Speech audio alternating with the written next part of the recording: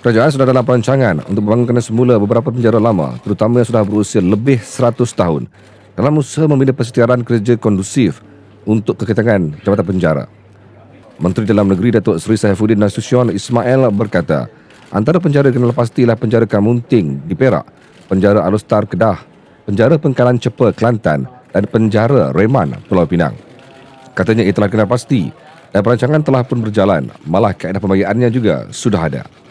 Beliau berkata demikian pada sidang media selepas melakukan rawatan rasmi ke Jabatan Penjara Malaysia di Kajang, Selangor hari ini. Itu ikut menjadi bahan dalam taklimat tadi ya. Of course, kita mesti mulakan dengan ada tekad politik dulu, political will untuk menambah baik keadaan sedia ada. Pertama, jangan ada denial syndrome. Apa dia? Memang masih ada premis yang namanya penjara yang usianya sudah ratusan tahun. Itu yang pertama. Untuk itu, soalan seterusnya adalah what do we do? Okay.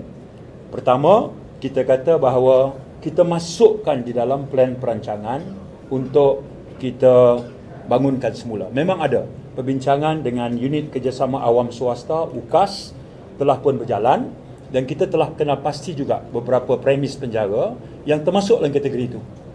Ya, bilangannya, lokasinya, itu sudah pun bukannya kita baru mula, sudah pun berjalan proses perundingan itu. Ini sebahagiannya. Kalau diberi pilihan, kalau ada keupayaan dana, of course kita nak tukar slip mata. Ya, tapi kita harus realistik bab ini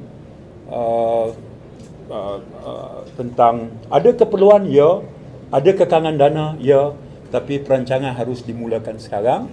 Sudah pun berjalan dan sudah dikenal pasti beberapa premis dan ada pun kaedah pembiayaannya juga ada. Ya, itu telah pun kita paling kurang 2 atau 3 telah pun kita kenal pasti.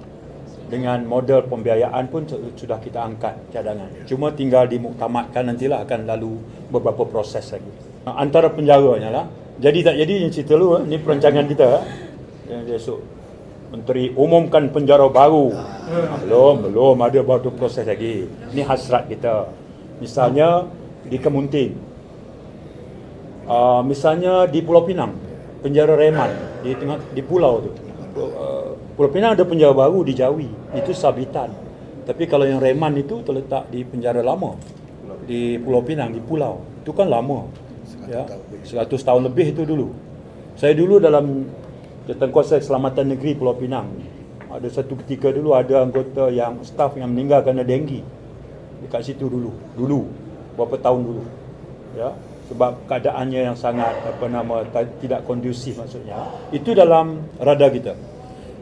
Misalnya Alustar, Pengkalan Cepa, itu semua yang lama-lama. Lokasinya kalau kita tengok pun, Alustar tu betul-betul tengah kira prime land lah kalau kita ke Alustar sekarang, dekat dengan hospital, tak jauh dengan stadium, walaupun dia ada penjara baru di Pokok Senang.